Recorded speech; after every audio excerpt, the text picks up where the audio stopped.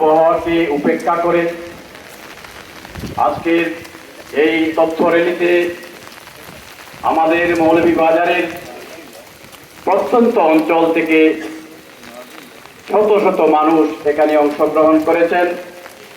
সেজন্য আমার ব্যক্তিগত পক্ষ থেকে সকলকে আন্তরিক অভিনন্দন এবং শুভেচ্ছা জানাচ্ছি। আমাদের মৌলভীবাজারের সম্মানিত উপজেলা নির্বাহী কর্মকর্তা জনাব নাসরিন চৌধুরীকে ধন্যবাদ জানাচ্ছি। আজকে এখানে যাদের উদ্যোগে শাহিনুল ইসলাম সাহেব এসেছেন এবং এটি হচ্ছে রিসার্চ ইনিশিয়েটিভ বাংলাদেশ থেকে ওনারা এই আয়োজন করেছেন, তাদেরকে আমি আন্তরিক ধন্যবাদ জানাচ্ছি। আমাদের মৌলভীবাজারের অত্যন্ত স্বনামধন্য ব্যক্তিত্ব, যার উদ্যোগে যার প্রচেষ্টায় আজকে এক মহতী অনুষ্ঠানের আয়োজন করা হয়েছে, তিনি হলেন আমাদের জওহরলাল দত্ত।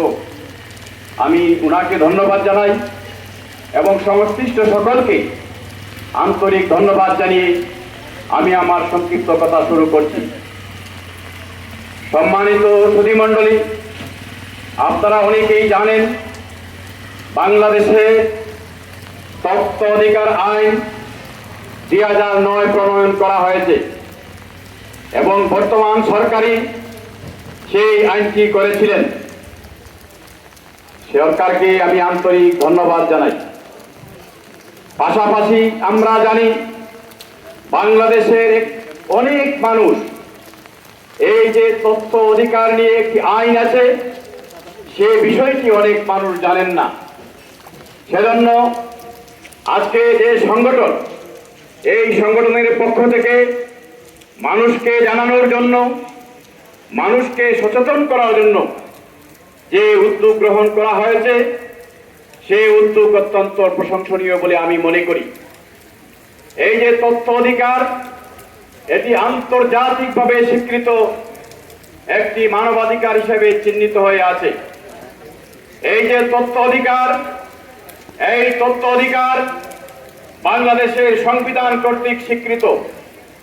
এই তথ্য অধিকার বাংলাদেশের সংবিধানের 39 ক ধারা অনুযায়ী মানুষের চিন্তার স্বাধীনতা, মানুষের বাক স্বাধীনতা, মানুষের ভাবের স্বাধীনতা, মানুষের বিবেকের স্বাধীনতা, এই স্বাধীনতাকে বাংলাদেশের সংবিধানে স্বীকার করা হয়েছে।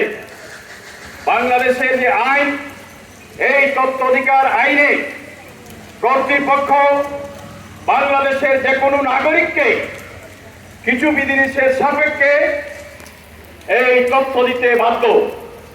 কর্তৃপক্ষ বলতে আমরা বুঝি সরকারি এবং বেসরকারি কর্তৃপক্ষ।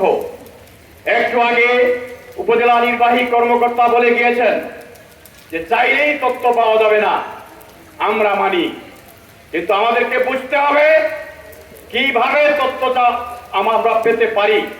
সেজন্য নির্ধারিত ফর্ম আছে, সেই ফর্মে আমাদেরকে আবেদন করতে হবে।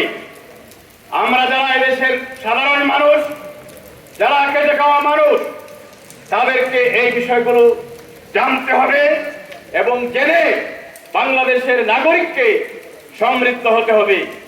সেই সমৃদ্ধ করার জন্য বাংলাদেশ সরকার এই আইন করেছে। এই তথ্য অধিকার আইন যদি বাস্তবায়ন হয় তাহলে কি হবে? বাংলাদেশে একটি সুশাসন প্রতিষ্ঠিত হবে। এই তথ্য অধিকার আইন যদি বাস্তবায়ন হয় তাহলে কি হবে? দুর্নীতি মুক্ত একটি প্রশাসন হবে। এই তথ্য অধিকার আইন যদি বাস্তবায়ন হয় তাহলে কি হবে? গণতন্ত্র প্রাতিষ্ঠানিক রূপ পাবে। এই তথ্য অধিকার আইন যদি বাস্তবায়ন হয় তাহলে কি হবে? বাংলাদেশের মানুষ, সাধারণ মানুষ, খেটে খাওয়া মানুষ, তাদের অধিকারের বাস্তবায়ন হবে।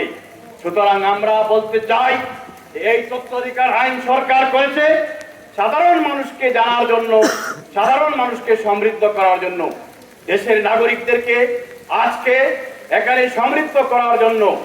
আজকে যে সংগঠন রিসার্চ ইনিশিয়েটিভ অফ বাংলাদেশ, সেখান থেকে আজকে দেখেন তাদের যে slogan, advancing accountability and transparency through the right to information.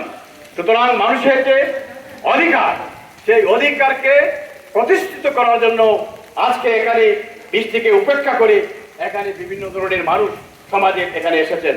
তারা আজকে র্যালি করবেন এবং এই র্যালির মাধ্যমে মৌলভীবাজারের মানুষকে জানিয়ে দেওয়া হবে যে তথ্য অধিকার আইন 2009 আছে, এই আইনকে বাস্তবায়ন করতে হলে আমরা যারা সাধারণ মানুষ, আমরা যারা জনপ্রতিনিধি, আমাদেরকে তথ্য চাইতে হবে এবং সেই তথ্যটি আমি আবারও বলছি, সেই তথ্য আমাদেরকে চাইতে হবে গভর্নমেন্টের যে আইন আছে সেই আইনের নিয়ম অনুযায়ী চাইতে হবে। এবং আমি আজকে উপজেলা নির্বাহী কর্মকর্তাকে ধন্যবাদ জানাই, তিনি নিজে বলে গিয়েছেন যে তথ্য দেওয়ার জন্য এখানে নির্ধারিত কর্মকর্তা রয়েছে, তারা যদি তথ্য না দেন তাহলে তাদের বিরুদ্ধেও ব্যবস্থা নেওয়ার কথা উনি বলেছেন। আমি আবারও আজকের এই সংগঠনের পক্ষ থেকে, অসংখ্য মানুষের পক্ষ থেকে আমি উপজেলা নির্বাহী কর্মকর্তা এবং জওহরলাল দত্ত অত্যন্ত ডাইনামিক পারসন, তিনি আজকে এই বৃষ্টিকে উপেক্ষা করে সবার আগে এখানে চলে এসেছেন এবং আমিও কিন্তু এখানে সময় মতো এসেছি।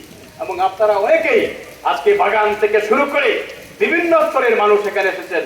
আমি আবারও সকলকে আন্তরিক অভিনন্দন জানিয়ে, ধন্যবাদ জানিয়ে আমরা এই সমস্ত কার্যক্রম বাংলাদেশের মাটিতে আরো বেশি যাতে জোরদার হয় সেজন্য সর্বস্তরের মানুষকে ঐক্যবদ্ধ হতে হবে। আমরা যারা সচেতন মানুষ আমাদেরকে ঐক্যবদ্ধ হতে হবে। আমরা শুধু সরকারকে দোষ দিলে হবে না, আমরা নিজে আগে সচেতন হতে হবে। নিজে যখন সচেতন হব সরকারও আমাদের পক্ষে কাজ করবেন। কারণ সবাইকে আবারও ধন্যবাদ জানিয়ে আমি আমার কথা শেষ করছি। ধন্যবাদ। অভিনন্দন আবু